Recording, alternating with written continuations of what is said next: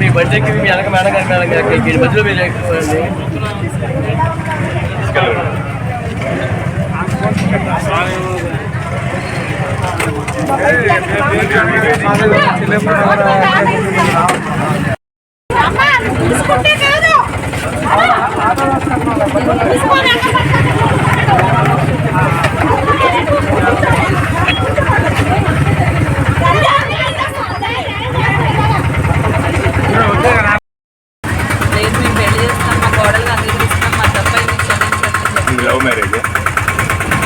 అంటే చేస్తాం పెళ్ళి అని చెప్పారు.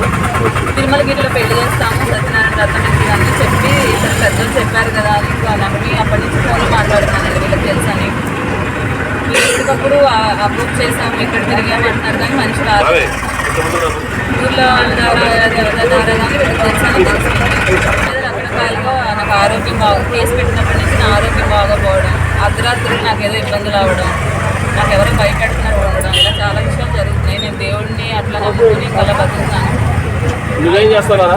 నేను జాబ్ చేస్తున్నాను ప్రజలు. ఎక్కడన్నా చేస్తున్నాను.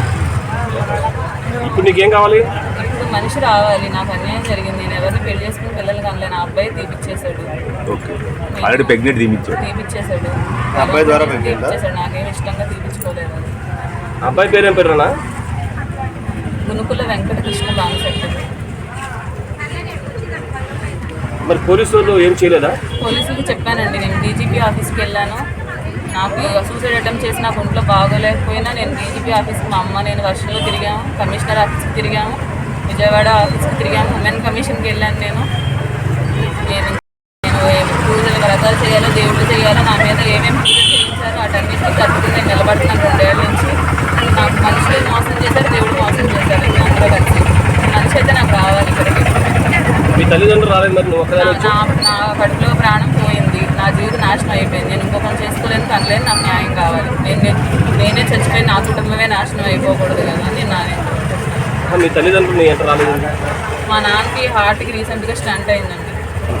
మా నాన్న ఏంటంటే నాకు 99 మార్కులు వచ్చి 1 మార్కు రాబోయినా నీదే తప్పు అంటారు. కొంతమంది ఏం చేసినా సరే పారిపోమని చూసుకోమని అంటున్నారు. అదే వేరే వాళ్ళు ఏదో ఒక పూజలు చేయించడం, లంచాలు ఇవ్వడం చేస్తున్నాను. నేను 1 రూపాయి లంచం ఇవ్వలేదు. నేను ఒక తప్పుడు దారిలో వెళ్ళలేదు. నాకు అంత న్యాయం జరగట్లేదు. నేను దేవుడిని నమ్మాను. దేవుడు కూడా నాకు న్యాయం. నాకు 12 ఏళ్ళు 2012 నుంచి పరిచయం. ట్రిపుల్ ఐటీలో కలిసి చదువుకున్నాను. 3 ట్రిపుల్ ఐటీలో కలిసి చదువుకున్నాను.